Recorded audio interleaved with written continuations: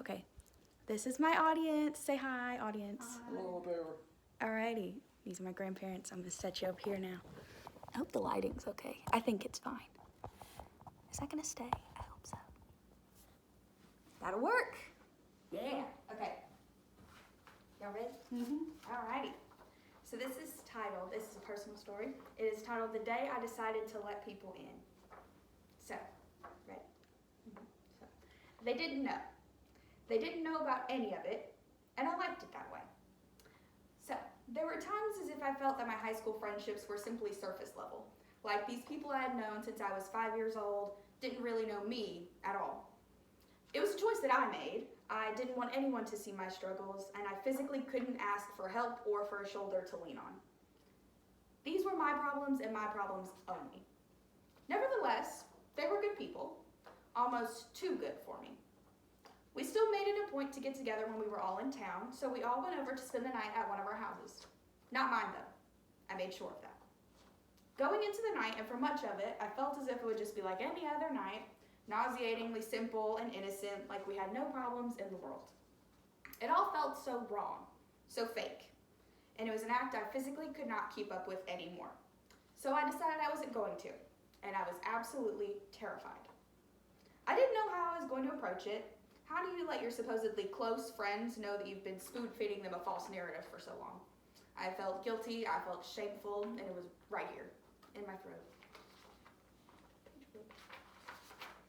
So, as all reunions of Merrill Hyde alums go, we began talking about deeper subjects.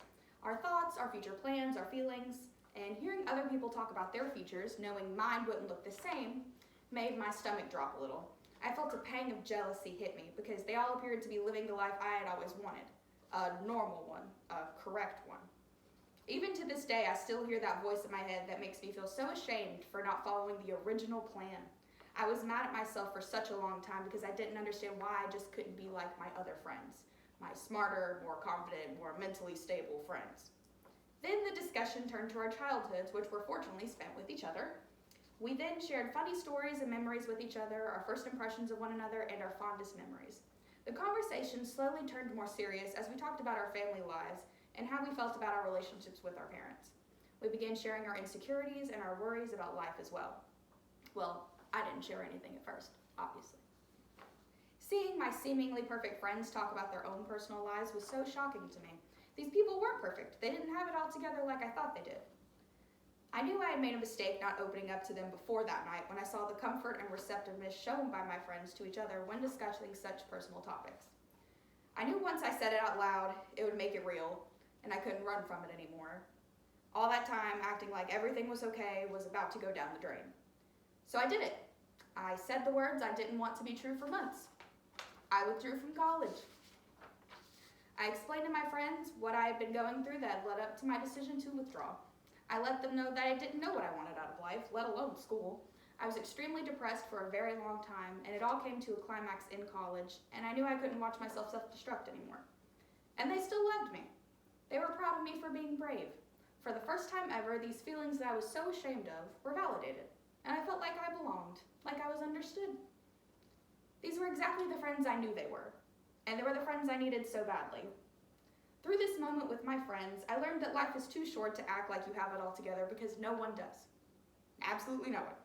I learned that being vulnerable does not make you weak, but rather the opposite. I also learned that I got incredibly lucky with the support group I have around me. There's no right way to live. Don't let your idea of what you're supposed to be doing get in the way of what is best for you. Be honest and transparent. It is way less exhausting. Trust me. The end. Very well done. Thank you. Excellent. Very Yeah. brave. Yeah. Thank Very you. brave. Yay.